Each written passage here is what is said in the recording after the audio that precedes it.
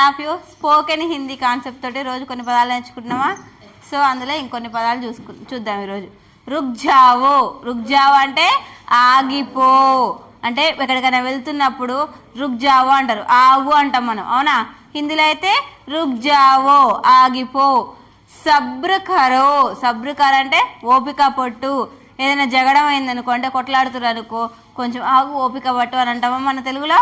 అదే హిందీలో అయితే సబ్ర్ కరో. సిర్ నీచే కరో, తలదించు. ఏదైనా మనకి తగులుతుంది అనుకో, అంటే ఫర్ సపోజ్ అక్కడి నుంచి వస్తున్నాము, అది మనకి పైన ఎత్తుగా ఒక దర్వాజా ఉంది, ఏదైనా తగిలేది అనుకో, ఏం చేస్తావు? కొంచెం తలదించుకొని రా అని అంటాం. అంటే సిర్ నీచే కరో, తలదించు. కామ్ చోడో, పని వదిలేయి. కామ్ చోడు అంటే ఆ పనులు చేస్తున్నాము, దానికంటే ఇంకో ఇంపార్టెంట్ పని ఉందంటే ఏం చేస్తాము? ఆ పని వదిలేసి వస్తాం. సో కామ్ చోడో అంటే పని వదిలేయి. కాగజ్ లావో. కాగజ్ లావో అంటే పేపర్ తీసుకొని రా. ఎగ్జామ్ రాయాలి, మనం స్లిప్ టెస్ట్ రాయాలి. ఏం చేస్తాము? ఒక పేపర్ తీసుకొని రమ్మని చెప్తారు టీచర్స్, అవునా? సో అప్పుడు దాన్ని హిందీలో ఏమంటారు? కాగజ్ లావో, పేపర్ తీసుకురా. ఘర్ జావో. ఇంకా స్కూల్ అయిపోయింది, నెక్స్ట్ మనం ఏం చేస్తాం? ఇంటికి వెళ్తాం. సో ఘర్ జావో అంటే ఏంటిది? ఇంటికి వెళ్ళు. సబ్కో బతావో, అందరికీ చెప్పు. ఈరోజు స్లిప్ టెస్ట్ ఉంది, ఒకవేళ రాని వాళ్ళు ఉంటే వాళ్ళకి చెప్పు, లేకపోతే అందరికీ చెప్పు క్లాస్లో అని అనౌన్స్ చేస్తారు, అవునా? లేదా ఏదైనా ఫంక్షన్ ఉంది, ఏదైనా ప్రోగ్రామ్ ఉంది అనుకో స్కూల్లో, ఆ ప్రోగ్రామ్ గురించి అందరికీ చెప్పడం, దాన్ని ఏమంటారు? సబ్కో బతావో.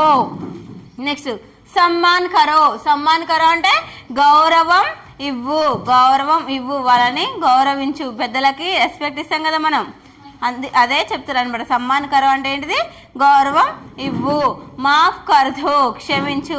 మనం ఏదైనా మిస్టేక్ చేస్తే ఏం చేస్తాము? సారీ అని చెప్తామా? తెలుగులో అయితే క్షమించు, అదే హిందీలో అయితే మాఫ్ కర్దో. నెక్స్ట్ జల్దీ లే ఆవో, త్వరగా తీసుకురా.